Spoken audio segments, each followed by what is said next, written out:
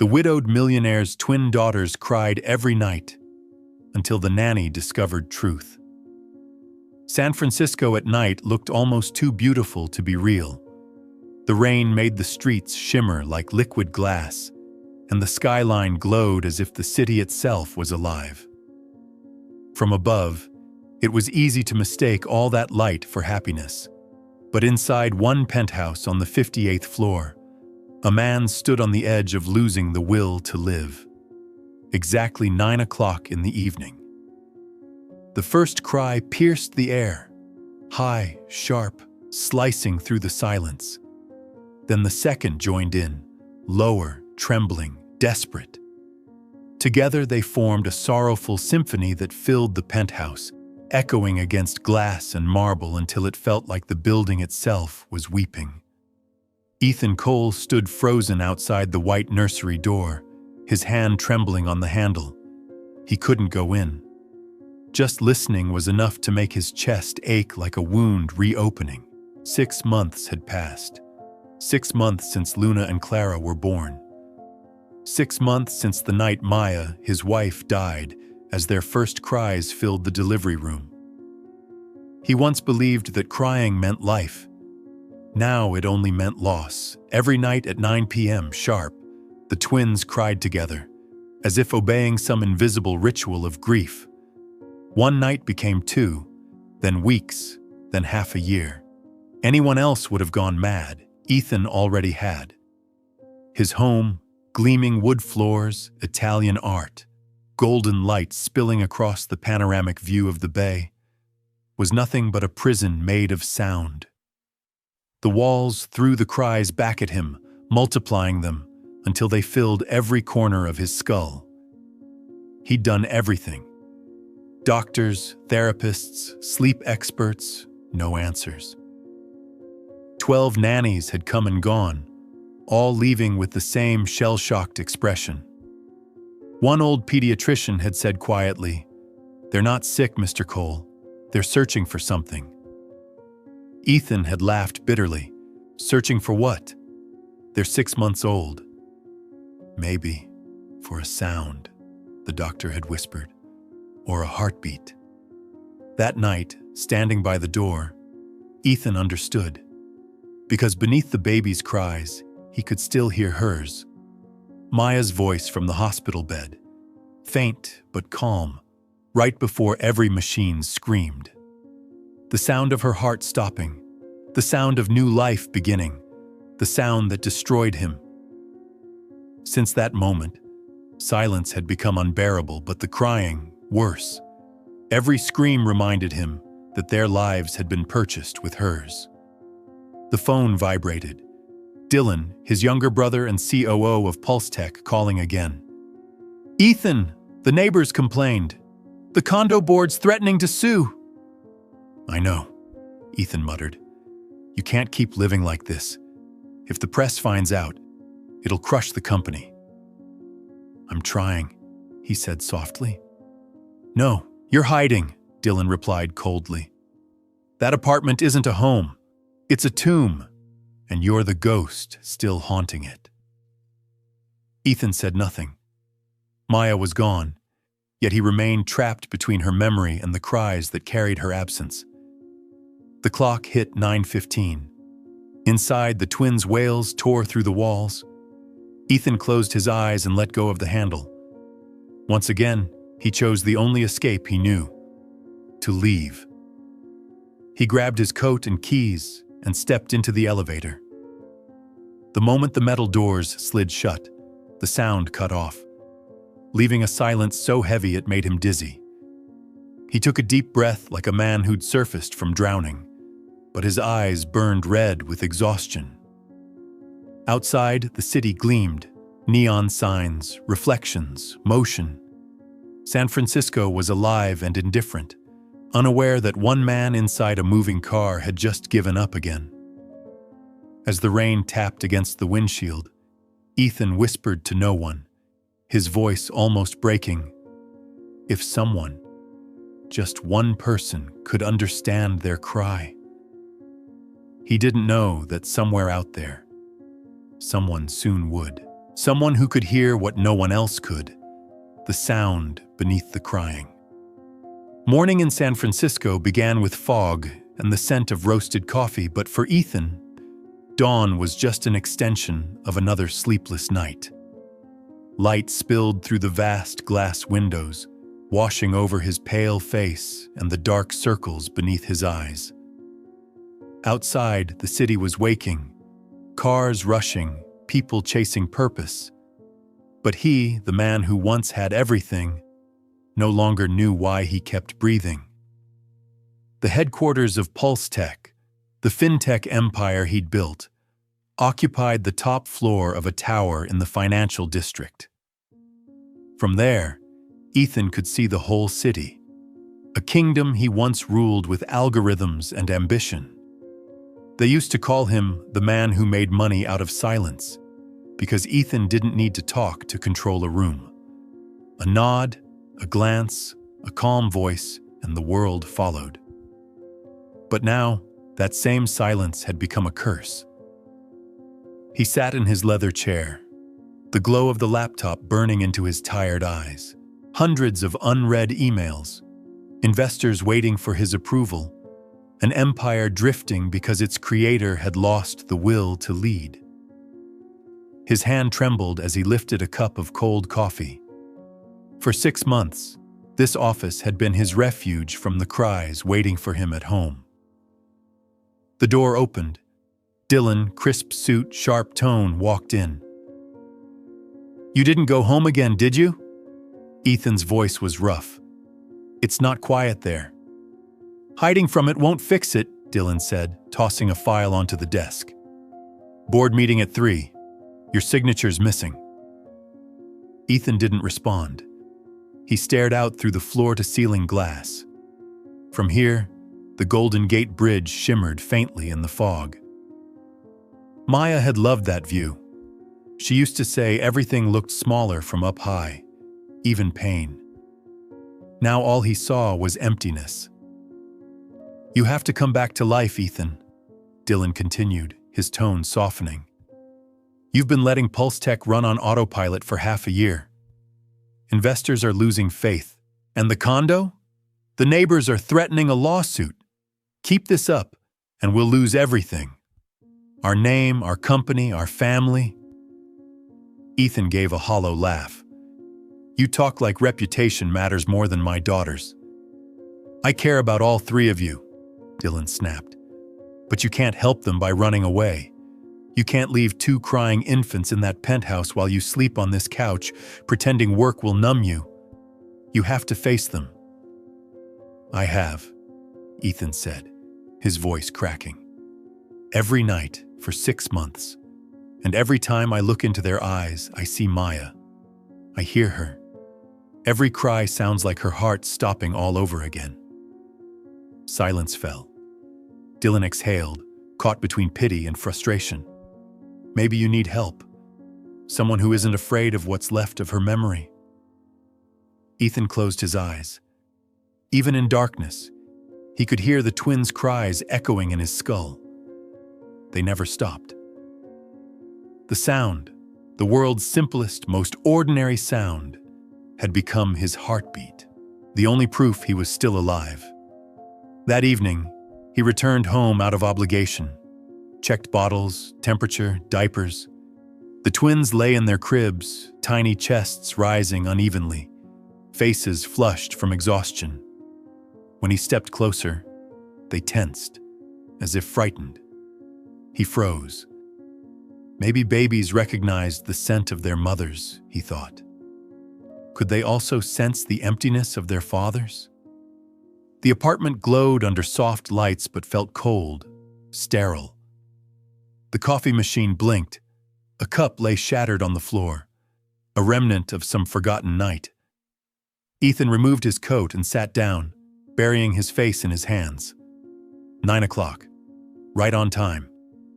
The crying began again. He didn't move, didn't even try to stop it.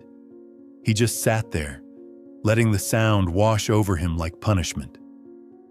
Because for Ethan Cole, sound was pain, but silence was sin. The night stretched quietly across San Francisco, as if the city itself had forgotten that somewhere, a man was being suffocated by the cries of his children. On the other side of town, in the worn-out heart of the Mission District, a woman sat awake, locked inside her own kind of silence. A silence thick with worry, exhaustion, and fear of tomorrow. Camila Rivera sat at a small kitchen table in a cramped two-bedroom apartment. The flickering fluorescent light painted her face a weary shade of gray. Beside her, Theo, her 8-year-old son, slept curled up on the old couch, clutching a tattered teddy bear. The only sound was the ticking of a cheap wall clock, but inside her chest, the noise was chaos. On the laptop screen glowed her bank balance, only a few dollars left. The next month's tuition for Theo's special school was 10 times that amount. She exhaled, fighting the tightness in her throat. 3 months ago, she'd been the head neonatal nurse at San Francisco Children's Hospital, a place she'd given 8 years of her life to. Then one night, a premature baby died because a nurse on duty forgot to check the oxygen line. Camila discovered the error and reported it, believing she was doing the right thing. She hadn't expected the right thing to destroy her life. 2 days later, she was called into the administrator's office. No gratitude, no respect, just a termination notice that read, "Unprofessional conduct during internal investigation." The truth was buried, and she became the scapegoat. Since then, no hospital would hire her. Her name circulated in whispers. Troublemaker, liability.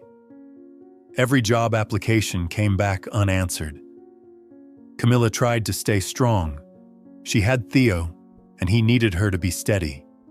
He was on the autism spectrum, quiet, gentle, and gifted with an extraordinary memory and deep love for music.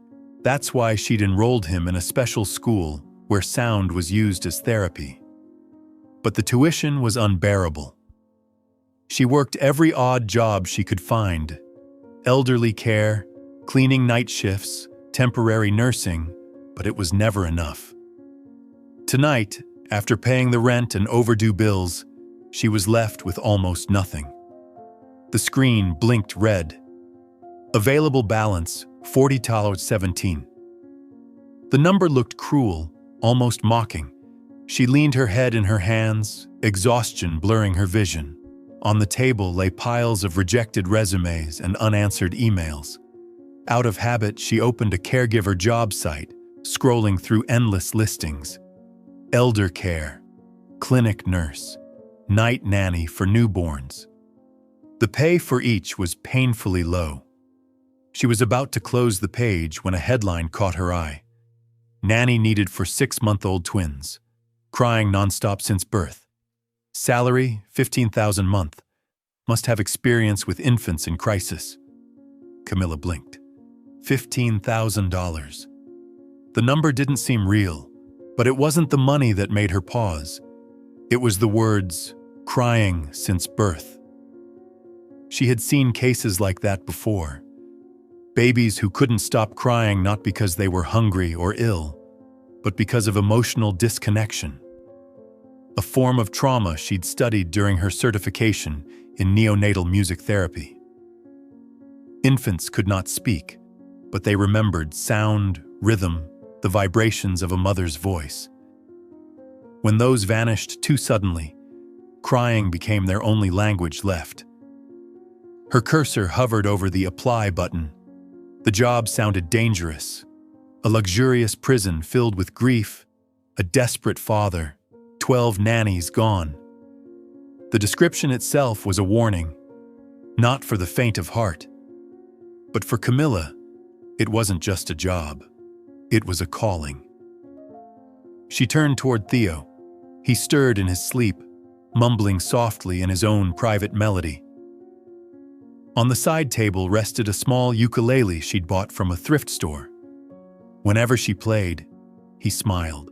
She believed in sound, in the way music could reach places untouched by words. Camila looked back at the screen. The address read, Skyline Tower, 58th floor, Financial District. She took a long breath, resolve hardening in her eyes. Not for money, not for pride, but because she could understand that cry, the one everyone else heard with their ears, but she heard with her heart. She reached for her phone and dialed the number on the ad. After a few rings, a man's voice answered, hoarse and rushed. Dylan Cole, who is this?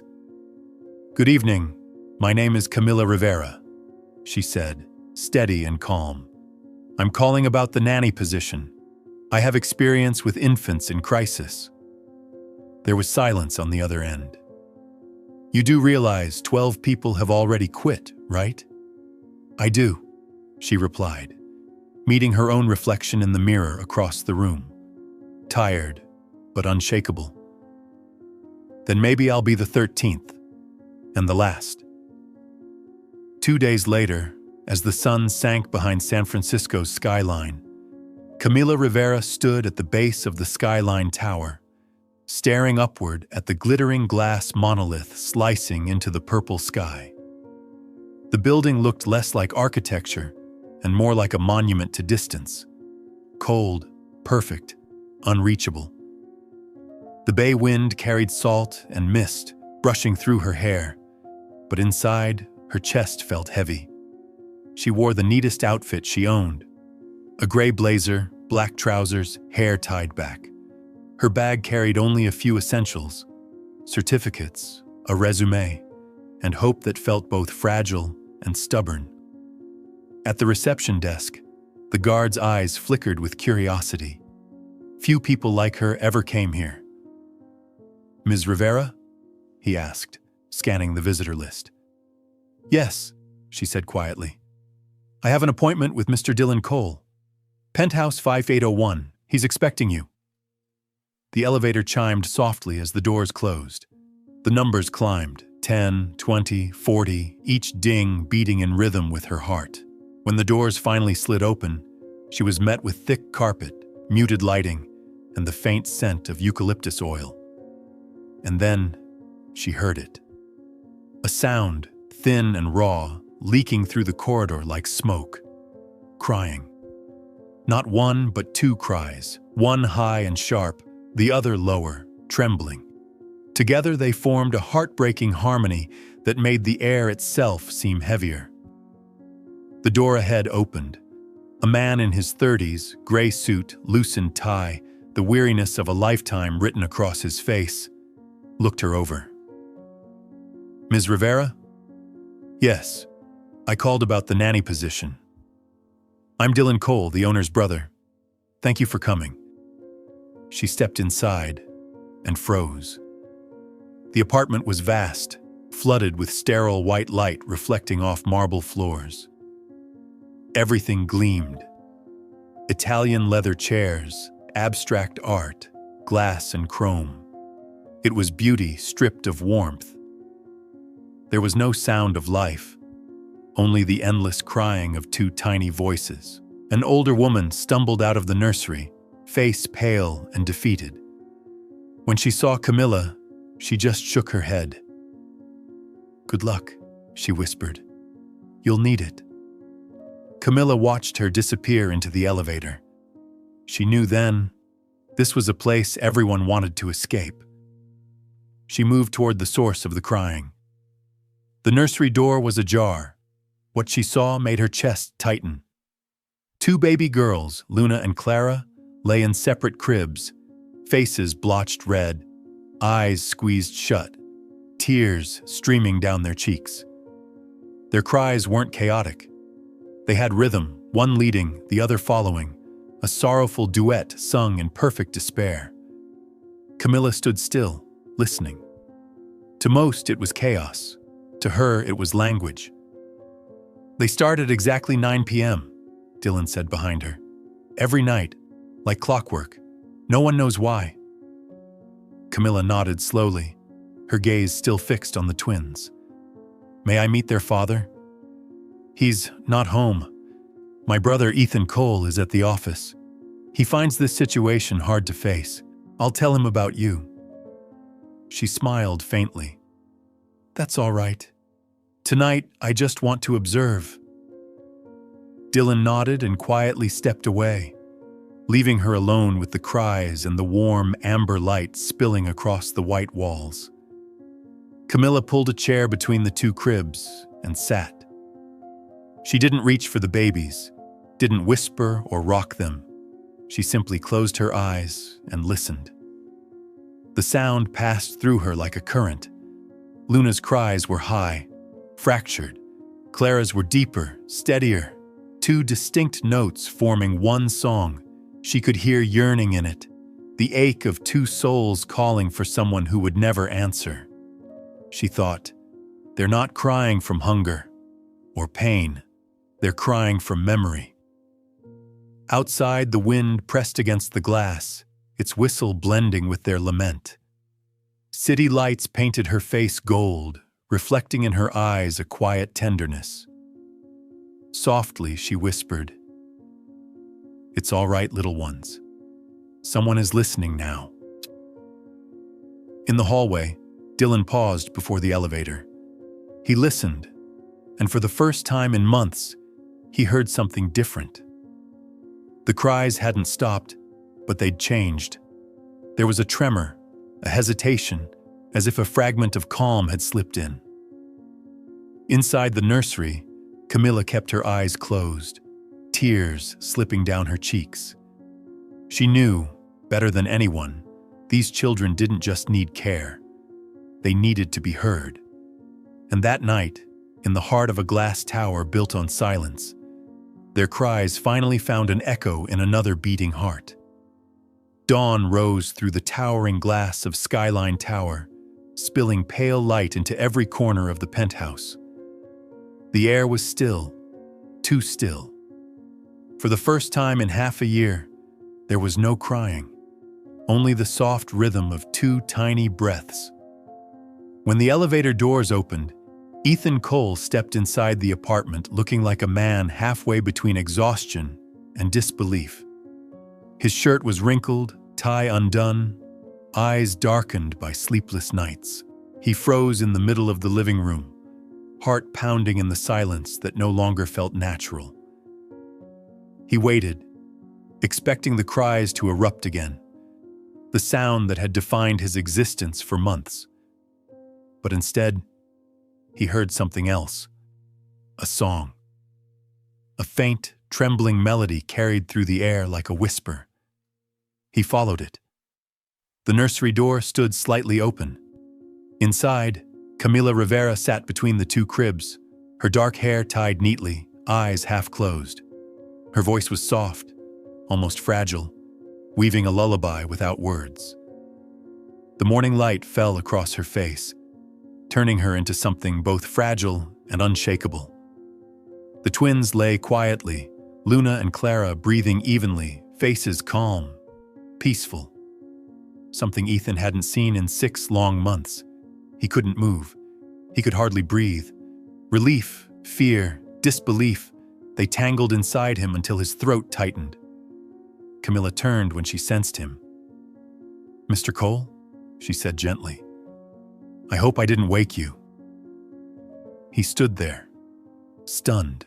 "They're asleep?" "Yes." Her smile was faint but certain. "I think they just needed to hear something familiar." His expression hardened slightly. "Did you give them anything?" She shook her head. "No medicine, just music." He didn't speak, suspicion flickering behind his tired eyes. He approached the cribs, checking their foreheads, their breathing. Cool skin, steady pulses, no fever, only calm. It terrified him. How easily calm could return, how easily it could vanish again. "How did you do it?" he finally asked, voice low and rough. Camila met his gaze. "I listened. Every cry has a reason, Mr. Cole. They're not just making noise, they're calling for someone." "Calling for who?" "The one they lost," she said softly. "The one whose heartbeat they used to hear from inside." Ethan looked away, jaw tightening. The words cut straight through him. For a second, he could smell the hospital antiseptic again, hear the flatline that had ended everything. "You don't know anything about us?" he said, defensive. "I know pain has sound," she replied quietly. "And sometimes adults forget how to hear it, but children never do." He didn't answer. He just looked at her. This woman who spoke in riddles but whose eyes were impossibly calm. She wasn't like the others. No false sympathy, no fear, only understanding, deep and unsettling. "Dylan said you were a nurse." "Yes," she nodded. "In neonatal care. Now I just listen to the ones no one else can." Ethan's lips pressed into a thin line. For the first time in years, he felt small, powerless. All his money, his titles, his control, none of it had quieted his daughters. But a stranger, with nothing but a voice and conviction, had done what the world could not. He stepped back, retreating toward the door. "You can stay. I need quiet." "Of course," Camila said softly. "But remember, quiet isn't always peace. Sometimes it's what kills us." Their eyes met briefly, something sharp and human flashing between them. Then he turned away. When the door closed, the nursery filled again with the faint hum of the city waking up. Camila rested her hand on the edge of a crib, her heartbeat syncing with theirs. Relief and unease twisted inside her chest. In the living room, Ethan sat down heavily, his head in his hands. The melody still floated in the air, fragile but real. For the first time in months, silence didn't feel like punishment. It felt merciful. But he knew peace like this came with a price, and the stranger who had walked into his life might be his salvation, or the beginning of a storm. That evening, a thin fog draped itself over San Francisco, muting the city lights until everything shimmered like a dream half forgotten. Inside the Skyline Tower, the apartment glowed in quiet amber. For the first time, the silence didn't feel oppressive, but fragile, like something that could shatter at a breath. After that strange morning, Ethan Cole had retreated to his office, leaving only a single line behind. "Do whatever you need to keep them calm." It sounded like permission, but felt like surrender. Camila spent the day with the twins. Luna and Clara slept for long stretches, their tiny bodies twitching occasionally as if haunted by echoes. Whenever she hummed softly, their fingers curled reflexively, searching for a sound they somehow remembered. Something unspoken was buried deep here. She could feel it. Something left behind in the heartbeat of the home. As dusk settled, Camila began tidying the nursery. The room was flawless, too perfect, arranged by someone who cared more for symmetry than warmth. Every toy was aligned, every surface spotless.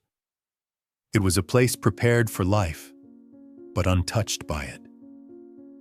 While organizing the lower shelves, she noticed a hidden compartment near the base of the wardrobe. She slid it open, revealing a small wooden box, coated with dust. Her heartbeat quickened. Instinct told her this wasn't just storage. She hesitated, then lifted the lid. Inside lay a tiny pair of white wool booties, delicate as breath. Beneath them, an ultrasound photo. Two faint shapes nestled side by side. And at the very bottom, a leather-bound journal, its edges yellowed but still carrying a faint trace of perfume. The name Maya Cole was written in looping cursive on the first page. Camila opened it carefully. "For my daughters, Luna and Clara. If I'm not here when you read this, I want you to know that from the very first heartbeat, I loved you with everything I am." She turned the pages slowly. Each one was filled with warmth, stories of fluttering kicks, name choices, laughter, a mother dreaming her daughters into being. But halfway through, the handwriting changed. Shakier, rushed, heavy with fear and love. One entry made Camila freeze. 9 o'clock in the evening, our time. Every night, I sit by the window and sing Cielito Lindo to my girls. When I sing, I feel them calm inside me, as if they're listening, as if they know me already. This song is our promise, that no matter what happens, my heart will always beat with theirs. Camila's hand trembled over the ink. Her eyes filled instantly. 9 o'clock. Every night. It all made sense now. The twins' relentless crying, always at the same hour. They weren't crying at random. They were remembering. The lullaby had been their first sound, their mother's heartbeat, their first rhythm. When that music stopped, when Maya's heart stopped, they were left with silence so unbearable that their only response was to cry. Camila wept quietly, the tears falling not just for Maya, but for herself, for every loss, every child she couldn't save, every wound time refused to heal. She understood now. These babies didn't need medicine or miracles. They needed to hear the heart they'd lost. She picked up her phone, opened a recording app, and with a trembling breath began to sing. The melody of Cielito Lindo filled the room, soft, raw, imperfect, but alive. Canta y no llores. Sing, don't cry. As her voice floated through the air, Luna stirred first, blinking slowly, her eyes seeking the source of that long-forgotten sound. Clara's small hand reached across the crib, finding her sister's fingers. Their cries faltered, then faded, replaced by a silence heavy with recognition. Camila's tears fell freely now as she sang the next line, her voice breaking. Porque cantando se alegran, cielito lindo, los corazones. Because when we sing, our hearts remember how to smile. The golden light softened around her, wrapping her and the twins in something almost sacred. For a fleeting moment, it felt as if Maya herself was there, her warmth in the air, her song living again through another woman's trembling voice. When the lullaby ended, Camila bowed her head, her body shaking. The twins were asleep, truly asleep, their faces serene, their breathing deep and even. It wasn't just rest, it was healing. Outside, night fell fully. The clock struck 9 o'clock in the evening, and for the first time in 6 long months, in a tower haunted by grief, the air carried not the sound of crying, but the sound of peace. That night, San Francisco seemed to breathe slower. Moonlight spilled across the skyline, turning the glass towers into silent instruments, waiting for someone to play them. On the 58th floor, Camila Rivera sat by the window, her phone recording the softest song she had ever sung. She'd sung Cielito Lindo many times before, but never like this. Each note now carried warmth, sorrow, and a quiet faith that somewhere, Maya Cole was listening too.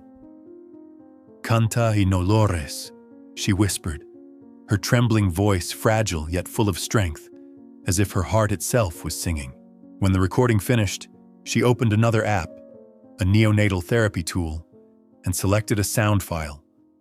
A slow, steady heartbeat, 60 beats per minute. Thump, thump, thump. It was simple, human, and impossibly comforting. She merged the two sounds, the lullaby and the heartbeat, into one track. When she played it back, her own tears surprised her. The voice didn't sound like hers anymore. It sounded like every mother who had ever sung through loss, calling her child home from the dark. The clock read 8:59 p.m.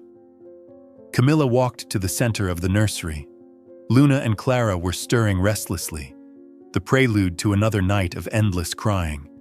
Their small chests rose and fell too quickly, as if memory itself was about to wake. Camila took a deep breath and whispered, "Listen, my loves. She's still here." She pressed play. The heartbeat came first. Slow, steady, warm. Then her voice joined in, soft as a promise. At first, the twins cried harder, confused, but after a few seconds, Luna's cry faltered, then faded. Clara whimpered once, then fell silent. Camila's breath caught. 5 seconds. 10. Then, silence. A silence so full it seemed to hum. The twins' faces softened, their eyelids fluttered shut. Their breathing synchronized, gentle even, a rhythm that belonged not to pain, but to peace. Camila sank into the chair, covering her face. Tears spilled freely, hot and unstoppable. 6 months of torment, 6 months of heartbreak, and now, all of it undone by a single song and a heartbeat. No medicine, no miracle, just memory sung aloud. The streetlights outside painted thin gold stripes across her face. The room felt alive, breathing with the twins' soft sighs. She sat there, hands trembling, feeling her own heart matching theirs. She tucked the blankets around the babies and kissed their foreheads. "Sleep now, little angels," she whispered. "Your mother is home again." The lights dimmed. Only the soft blue glow from her phone remained, carrying the song across the room like a bridge between two worlds, the living and the lost. Camila stayed there until dawn, watching over them, her heart filled with quiet awe. For the first time since she'd arrived, she didn't feel like an outsider. She felt like someone chosen to finish another woman's lullaby. When the first sunlight spilled through the windows, Ethan Cole came home. His expression was the same as every morning, drained, defeated, until he stepped inside. He froze. No crying, no screaming, only peace. He rushed toward the nursery, his pulse racing. What he saw stopped him cold. Luna and Clara sleeping soundly, their faces calm, pink, their tiny hands resting side by side. Camila sat nearby, hair loose, eyes tired but luminous. "You gave them something?" Ethan asked, disbelief thick in his voice. "Medicine?" Camila shook her head gently. "No, Mr. Cole, just a song and a memory sung back to life." He frowned, uncertain, but something deep inside him stirred. He stepped closer, listening. The faint melody still played on her phone, her voice woven with the slow, steady beat of a heart. The sound hit him like lightning. He remembered that night in the hospital, the monitor's rhythmic beeps, Maya's soft humming even as her body failed. His throat closed, eyes burning. Camila didn't move. She just watched him, understanding in her silence. Together, they stood over the cribs, two broken souls witnessing a quiet resurrection. Miracles, Ethan realized, weren't made of heaven and light. They were made of listening, of one heart daring to echo another. He sank to his knees, touching his daughter's hand. "They're really sleeping?" Camila nodded. For the first time in 6 months. He looked up, eyes wet, voice trembling. "What did you do?" She smiled softly. "I reminded them that their mother's love never left. It's just being sung by someone else now." Outside, the city brightened under the morning sun. Inside, 3 heartbeats pulsed in perfect rhythm. His, hers, and theirs. That morning, sunlight filtered through the towering glass walls of Skyline Tower, turning the marble floors to gold. The apartment was so quiet, Ethan Cole could hear the ticking of the clock, the gentle breathing of his daughters. He stood by the doorway, still unable to believe what he saw. For 6 endless months, Every dawn had begun with screaming, grief, and guilt. But today the silence wasn't empty. It was alive. Camila sat beside the cribs, watching Luna and Clara sleep. Her eyes were tired, but there was a light at them that felt like sunrise after a storm. When Ethan entered, she looked up and smiled faintly. "They slept through the night," she whispered, as if saying it too loud might break the spell. Ethan didn't reply. He just stared at his daughters, at peace, dreaming, their lips curved in tiny smiles. A lump rose in his throat. He had forgotten what peace looked like. Camila stood and approached him. "Mr. Cole," she said softly, "they're starting to trust the world again. But if it's just me, it won't last. They need you." He shook his head. "Me? I scare them." "No," she said, meeting his eyes. "They're not afraid of you. They're afraid of the pain in your voice. They hear it every time you speak. You have to let them feel your heartbeat, not your guilt. You need to become a place that feels safe again." Her words struck something deep in him. He looked at the two small bodies in the cribs, fragile and perfect, and felt the familiar fear twist in his chest. The fear of touching, of losing, of breaking what remained of his world. Camila saw it. She reached out, gently resting her hand on his arm. "Let me show you," she murmured, lifting Luna from her crib. She held the baby close to her chest, her movements slow, rhythmic, steady. "This is called the enveloping embrace," she said quietly. Not tight, not forced, just enough to make her feel the world around her is holding her again. Like the womb. Only heartbeat. Only breath. Ethan watched, then swallowed hard as she placed Luna carefully into his arms. He froze. The baby was so small, so warm, so alive. His arms were stiff, awkward, terrified of being too much or too little. "Not like that," Camila whispered, guiding his elbow, tilting his wrist until Luna's head rested near his heart. "Don't just hold her. Let her feel you." He inhaled shakily, forcing his body to soften. He could feel her tiny heartbeat through his shirt, fluttering like wings.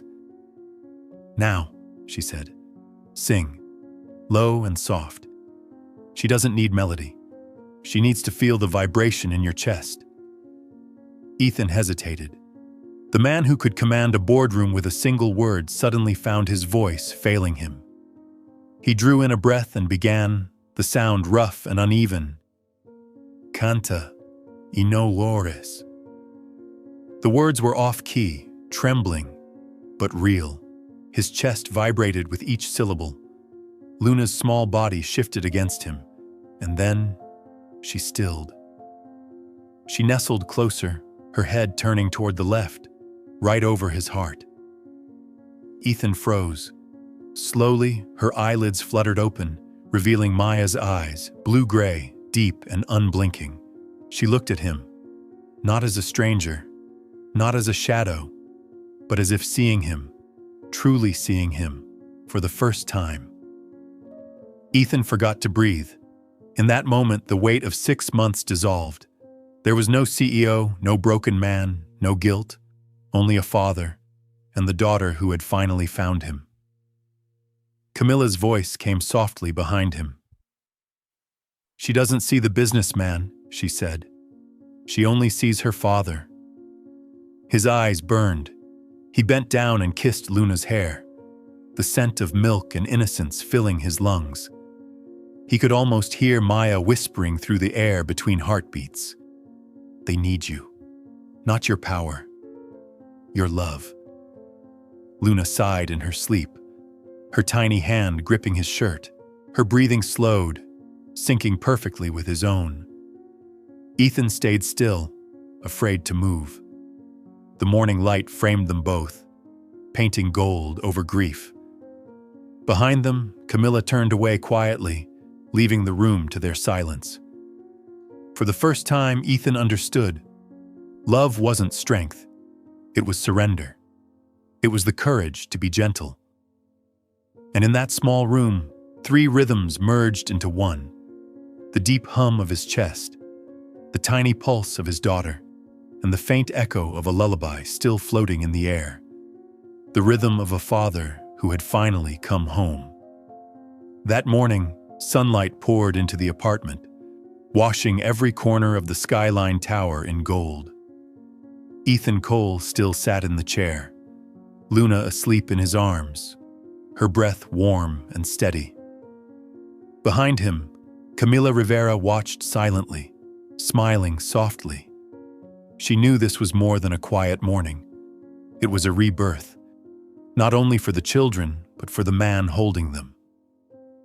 Time moved differently after that night, slower but lighter. The house that once echoed with cries was now filled with whispers, lullabies, and sometimes Ethan's voice, rough but gentle, singing off-key to the rhythm of tiny heartbeats. Each dawn, before the city awoke, Camila prepared the bathwater for the twins. One morning, as she tested the temperature, the door opened. Ethan stood there, sleeves rolled up, eyes uncertain. "May I help?" he asked, awkwardly polite, like someone stepping into a life he'd long forgotten. Camila smiled. "Of course. Just don't let them sense you're nervous. They'll know." He knelt beside her. Together they bathed Luna first, the playful one kicking and splashing water everywhere until droplets dotted Ethan's shirt. He laughed, a real laugh, bright and sudden, startling even himself. Camila looked at him warmly. "It's been a while since you laughed." "Maybe I forgot how," he said softly. Then came Clara, calm, watchful Clara. When he poured warm water over her shoulders, she reached up and grabbed his finger, holding it tight. Something inside Ethan cracked open and began to heal, not with words, but with touch. After the bath, Camila wrapped the girls in towels while Ethan fumbled through the formula. Powder spilled everywhere. Camila's laughter rang out, light, unrestrained, the kind of sound this apartment had never known. "Don't look at me like that," Ethan said, half smiling.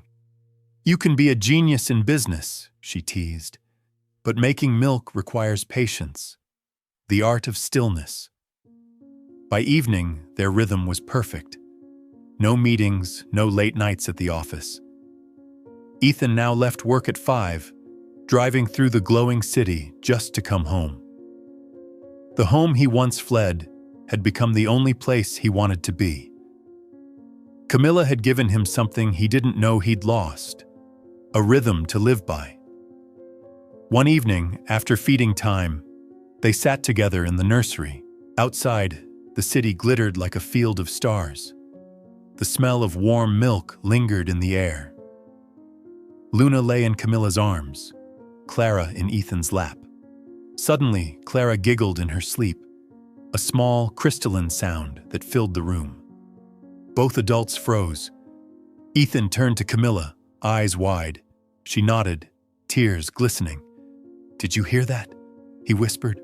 "Yes," she said, voice trembling. Her first laugh. That laugh, that one tiny sound, was more than a milestone. It was the first laugh the apartment had heard in half a year. In the days that followed, Ethan changed completely. He came home early. He brought toys, flowers, and warmth. Not as a boss to an employee, but as a man rediscovering tenderness. He listened when Camila spoke of music therapy and children's emotions, and she watched him, quietly realizing that she wasn't just healing his daughters. She was witnessing a man's soul coming back to life. One night, as she gathered the toys, Ethan stepped closer, voice low and sincere. "Thank you, Camila. Not just for them, for me."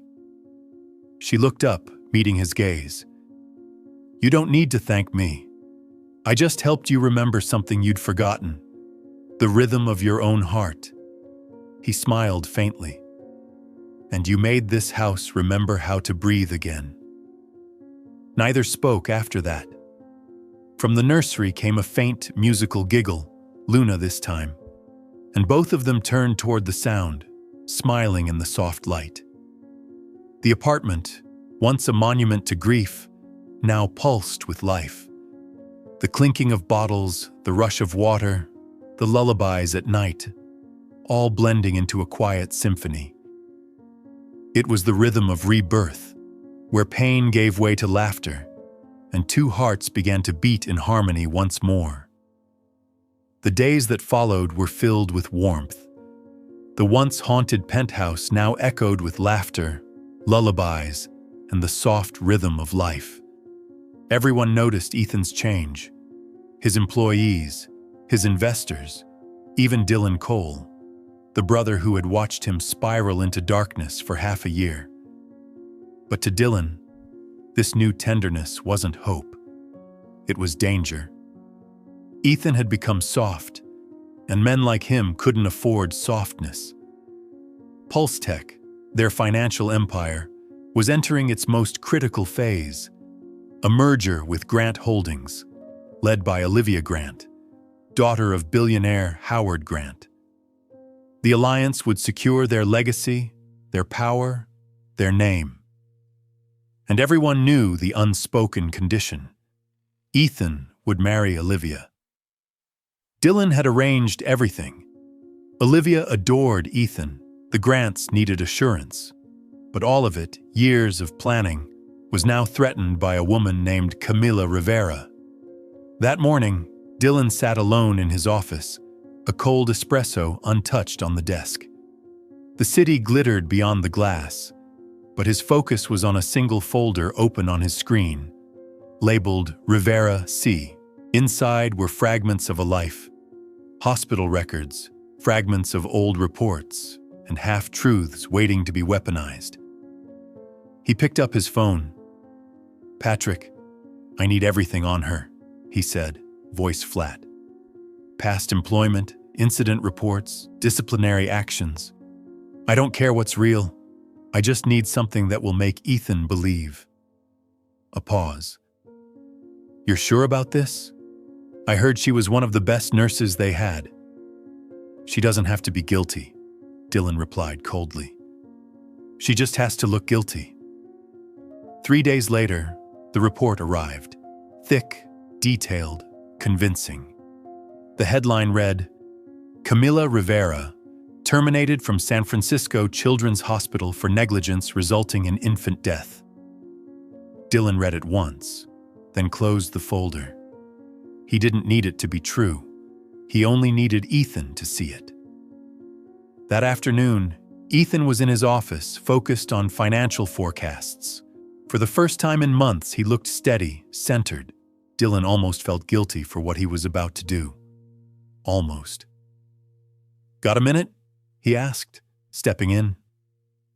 "If it's about the merger, I've already reviewed the draft," Ethan said without looking up. "It's not about that." Dylan set the folder on the table. "It's about her." Ethan frowned, reaching for it. The first line froze him. "What is this?" "An independent report," Dylan said carefully. "Camila Rivera, former neonatal nurse, fired for negligence that led to a baby's death." The air thickened. Ethan flipped through the pages, eyes darting. The report was detailed. Charts, names, signatures, hospital seals.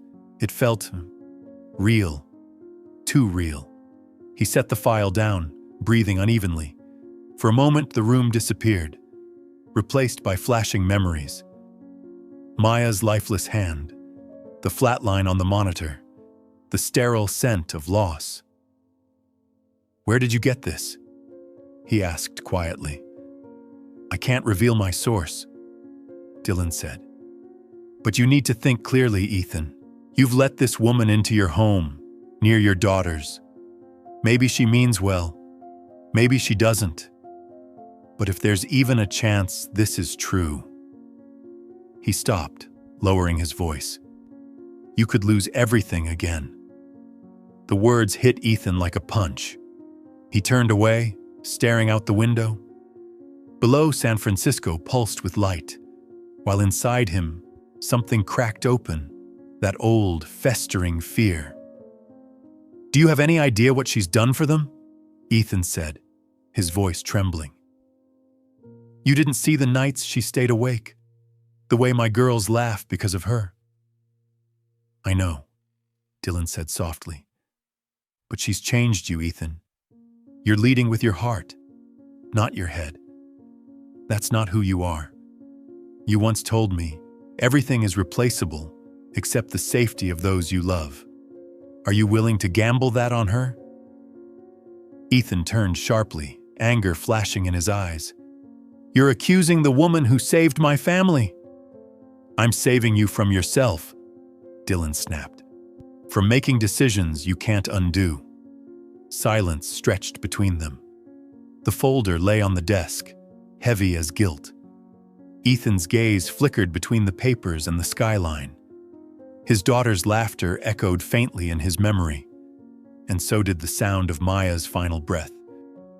The line between love and fear blurred until he could no longer see it.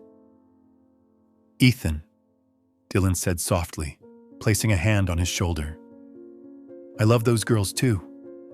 I just don't want you trusting the wrong person. When Dylan left, the office felt colder. Ethan sat down slowly, opening the folder again. The last page contained a photo. Camila in her nurse's uniform, face pale, eyes distant, a timestamp from years ago. The sunlight from the window hit the paper, making it gleam. But in Ethan's eyes, it wasn't light. It was doubt. And doubt, he knew, could destroy everything that love had just begun to heal. The afternoon light of San Francisco faded into a dull gray, the clouds sinking low as if trying to swallow the horizon whole. The glass panels of Skyline Tower reflected a faint, dying glow, and Ethan Cole's penthouse stood silent, a fortress isolated above the city. Inside, the steady ticking of a clock merged with the heavy rhythm of a man's breathing as he sat motionless before his desk. In front of him lay a thick folder, the black printed words cutting into his mind like a blade. Camila Rivera had just finished putting the twins to sleep. When she stepped out, the golden light from the living room brushed softly across her face, giving her eyes a gentle warmth. Seeing Ethan sitting there, she smiled lightly and said, "You're home earlier than usual." There was no answer, only a gaze, cold, sharp, unyielding. Ethan looked up, and his eyes were no longer those of the tender father who had learned to hold his daughters, but the eyes of a man who had once led with fear, who measured love through loss. He pushed the folder across the table toward her, his voice hoarse but cutting through the silence. "Can you explain this to me?" Camila placed a trembling hand on the cover. The paper beneath her fingers felt as cold as metal.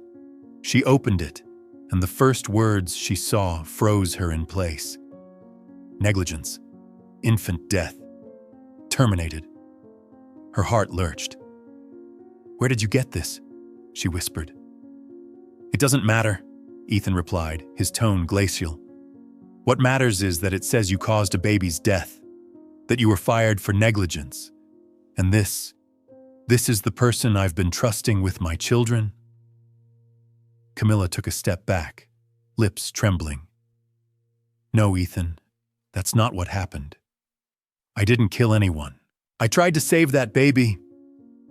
He rose abruptly, the chair scraping across the marble floor like the sound of a blade unsheathing. "So all these signatures, all these reports, they're lies? They're real," she cried, voice breaking. "But they don't tell the truth. 2 doctors overdosed a newborn. I reported it. I begged them to correct it. They chose to cover it up. I became the scapegoat, the one they could sacrifice to protect their names. Ethan's fists clenched. And you chose not to tell me. You lived in my home, held my children, sang to them with a voice that once carried a death sentence. How am I supposed to accept that? Camila stepped closer, tears streaming down her cheeks. I didn't hide it because I was afraid of you. I hid it because I knew that once you saw those words, you would stop seeing me. You'd only see the accusation. Ethan turned away. In his mind, the past came crashing back. Maya's pale face, the beeping monitor flatlining, the sterile chill of a hospital corridor. The words were losing her. His voice was barely a whisper. I have 2 children, Camila. 2 little girls I almost lost. When I read that file, I heard one sound, Maya's heart stopping. Do you understand that? Camila's voice broke. I understand better than anyone, because I lost a child too. Ethan froze, eyes widening. She died the moment she was born. Camila continued, her words trembling. I did everything I could, but she never took a breath. For years, I kept hearing that sound, the machine going still. I live with it every single day. That's why I came here. I saw my daughter's silence in your girl's cries. I didn't come for money, Ethan. I came to save them, to save what I couldn't save before. The room went silent. Her confession hung in the air, fragile and raw. But instead of softening, Ethan felt the old fear inside him claw its way back to life. The doubt Dylan had planted now blooming like poison. Ethan, she whispered, eyes pleading through tears. You have to believe me. I can't, he said, the words like stones. I can't gamble their lives on faith. The sentence fell between them like a verdict. The air seemed to vanish. Camila stared at him, her voice barely audible.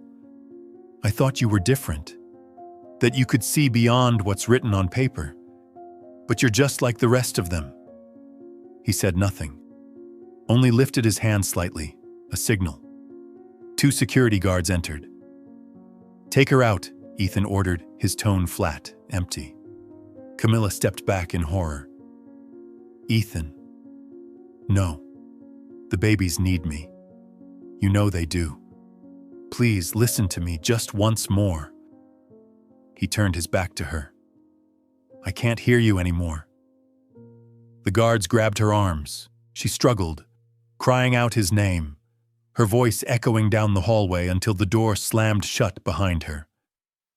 Then, silence. The apartment stood hollow and still, its warmth drained. Ethan remained motionless, staring at nothing, surrounded by the quiet hum of electricity and the echo of his own breathing. Then, at exactly 9 o'clock, the crying began. At first it was soft, almost uncertain. Then it grew, 2 piercing screams colliding into one unbearable sound. Ethan ran to the nursery, his heart pounding. He lifted one baby, then the other, whispering, pleading, trying to calm them, but his hands shook. His voice trembled. Shh, Papa's here. It's okay. The cries only grew harsher. Their skin burned with fever, their tiny bodies twisting in pain. Ethan tried calling the doctor, the emergency line, but no one answered fast enough. He moved helplessly between the cribs, sweat soaking his shirt, tears blurring his vision. The cries filled every corner of the apartment, an ocean of pain he couldn't stop. Please, stop, he whispered, clutching his head, collapsing to his knees. Please just stop. And then, suddenly, there was silence. A silence so sharp it hurt, because silence was what he had once begged for, and now it had returned as his punishment. In that quiet, he heard everything. Maya's last heartbeat, the slam of the door behind Camila, the echo of the life he'd just destroyed. Ethan stayed on his knees, head in his hands, surrounded by the stillness of two exhausted children. "Silence," he whispered, voice breaking apart. "It's hell all over again." The light from the city spilled in through the glass, glinting off the tears on his face. And in that light stood not a CEO, not a father, but a man who had just lost everything one more time. The afternoon rain poured down over San Francisco as if the sky itself had decided to release every drop it had ever held back. The fine, heavy rain drummed against the windshield while Ethan drove through the crowded streets. He didn't turn on the radio. He didn't answer his phone. There was only the rhythmic swish of the wipers and the uneven pounding of his heart, heavy and chaotic. On the passenger seat lay the investigation report, crumpled from being clenched in his hand all night. The building of the San Francisco Public Hospital was small and gray, stripped of the glass and steel luxury that marked the rest of his world. The air inside reeked of disinfectant, rain, and damp tile, a mixture that made Ethan dizzy as soon as he stepped through the door. He didn't belong here. His expensive suit was wet, his shoes streaked with mud, his presence an intrusion among the dozens of weary faces waiting for their turn, hands clutching worry like a fragile possession. He approached the reception desk, voice hoarse and trembling. "Camila Rivera, where is she?" The nurse looked him up and down, then pointed toward the end of the hallway. "Pediatrics, 3rd floor. She's been there all week." Ethan nodded and began walking. Each step felt heavier than the last. The higher he climbed, the thicker the scent of antiseptic grew, mingled with the sound of rolling gurneys, children's cries, doctors calling out names. He passed a waiting bench where a small boy slept in his mother's arms. The sight pierced his chest. It was everything he once had, and had destroyed by his own hand. The 3rd floor was lit by the pale glow of fluorescent lights. He stopped when he saw her. Camila sat at the end of the corridor on an old plastic chair. Her white coat hung over her shoulders, her hair tied back, her face drawn and colorless, eyes staring into nothing. Next to her was the door of a patient's room. Inside, her 8-year-old son, Theo, lay recovering after a severe breakdown. Ethan stood there for a long moment, too afraid to move closer. Every word he'd rehearsed in his head now felt meaningless. He had planned what to say, how to say it. But when he saw her, this woman who had once cradled his children through sleepless nights, language abandoned him. He took a step forward. Camila looked up, their eyes met, and for a heartbeat time stopped. She rose immediately, her face tightening. "You shouldn't be here," she said, voice steady but her eyes unsteady. "I have nothing to say to you." Ethan opened his mouth but couldn't form a sentence. His throat constricted. Only a broken whisper came out. "Please hear me out." Camila turned away, ready to leave, but he stepped forward and did something no one in that corridor could have expected. He knelt. Right there, on the cold tile floor, amid the sound of hurried footsteps and startled gasps, Ethan Cole, CEO of Pulse Tech, fell to his knees before the woman he had once cast out of his home. "Please," he said, voice shaking, tears streaking down his exhausted face. "I destroyed the only person who ever saved my children. I believed lies and punished the innocent. There aren't words big enough to undo what I've done. But I'm begging you. Forgive me." Camila stepped back, covering her mouth. The scene hit her like a memory come alive. The night she'd been thrown out, the door slamming shut, the cries of 2 children behind her. The pain she thought had died flared again, But this time, beneath the anger, there was something else. Pity. Ethan's voice cracked. I know everything now. Dylan orchestrated it all. I hired investigators. They told me the truth. You didn't kill that baby. You tried to save it. And I know you lost your own child too. I know now why you understood my daughter's cries better than anyone. He bowed his head, shoulders trembling. I'm a coward, Camila. I let fear guide me. I let a piece of paper mean more than a person. If I could go back to that night, I'd never close the door. I'd listen to you, but I can't. I can only say I'm sorry. Please don't hate me. Camila stood motionless, tears streaming silently down her cheeks. People along the corridor had stopped to watch. A few nurses quietly moved aside. No one laughed. No one spoke. Because they all felt something sacred in that moment. The rare sight of a man laying down his pride and facing his own sins. Ethan looked up, his voice rough and weary. You don't have to forgive me, but please come back. Not for me, for Luna and Clara. They need you. I can't save them without you. I'm begging you, just this once more. Save them again. Camila gazed at him for a long time. Outside, the rain kept falling, the light from the window spilling over them, turning their tears into glass. She bent down, her voice trembling but steady. I'm not coming back for you, Ethan. I'm coming back for the girls. They are innocent of the mistakes their parents made, and maybe someday I'll come back for us. Ethan closed his eyes. Another tear fell onto the cold tile. He couldn't speak. He only nodded, as though every breath he took was an unspoken thank you.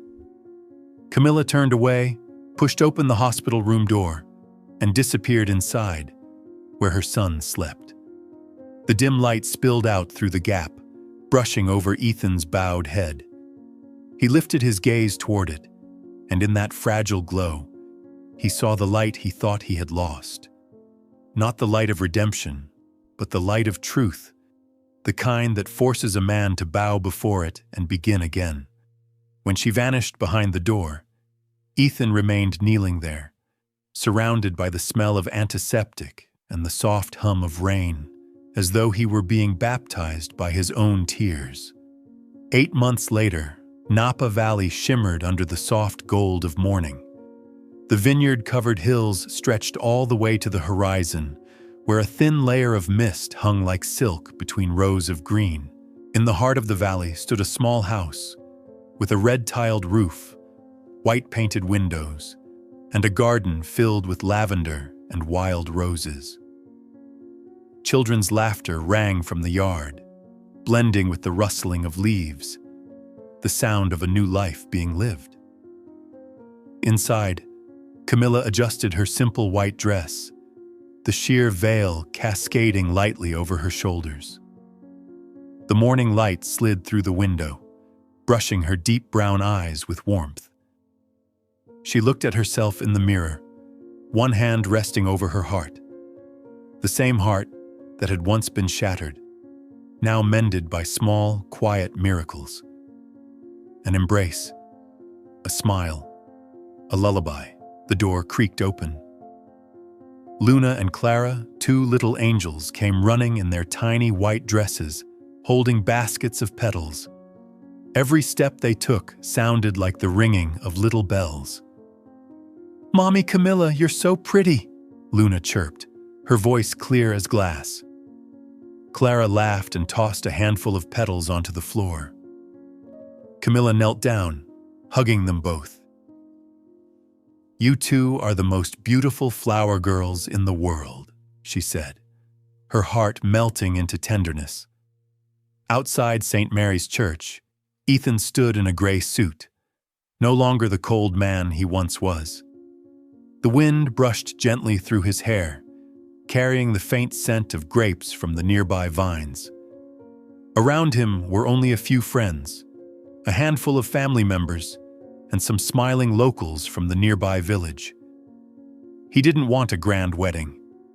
He only wanted a day that felt warm, real, and close to the heart. When Camila appeared with the girls, the entire church fell silent.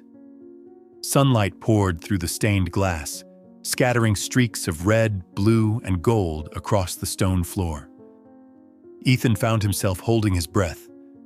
She walked slowly, her smile soft as a breeze, and in that moment, he knew this was not a beginning, but a homecoming.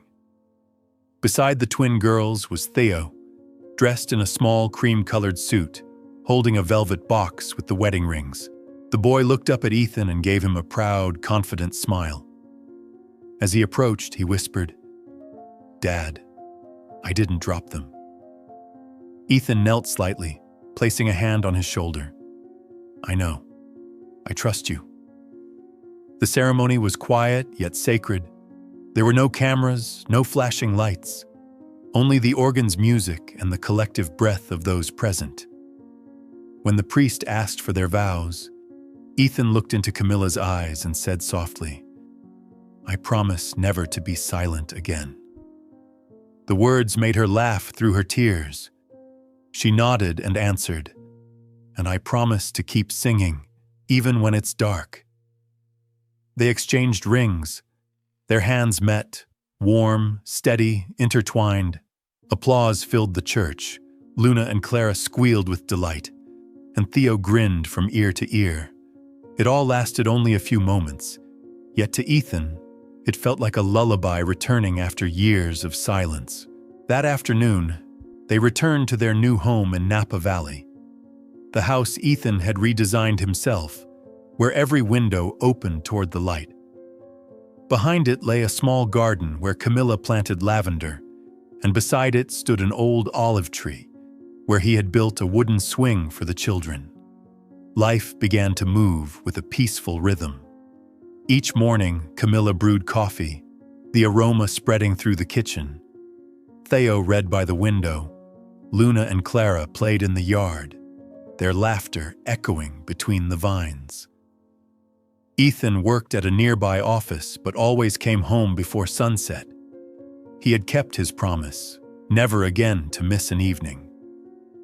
Every night, he held his daughters close, rocking them gently while singing Cielito Lindo. His voice was no longer trembling or unsure. It was deep, warm, and steady. The voice of a man who had learned to love by showing up. Camila sat beside him, stroking the girl's hair, smiling softly. Theo stood by the door, giggling, then suddenly called out, "Dad, Mom, sing it again!" They both turned, laughing. "Again?" Ethan asked. The boy nodded eagerly. "You sing so well, Dad." Simple words, yet to Ethan, they were the greatest gift of his life.